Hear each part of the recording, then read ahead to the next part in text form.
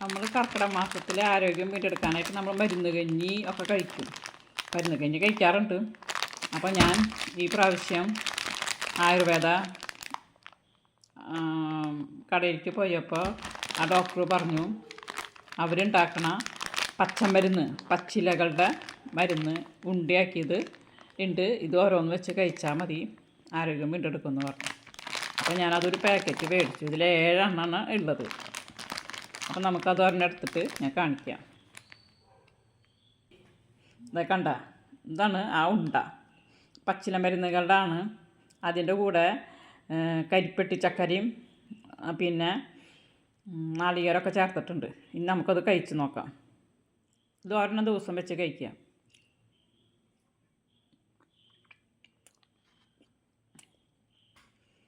ഇത് കരിയുണ്ട് വരെ വലിപ്പമാണ്.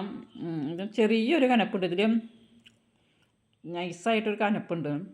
പക്ഷേ നാളികേരം മധുരമൊക്കെ ഉണ്ട്.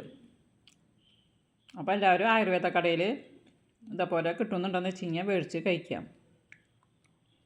നമ്മളെ ആരോഗ്യം വീണ്ടെടുക്കാൻ നല്ലതാണ്.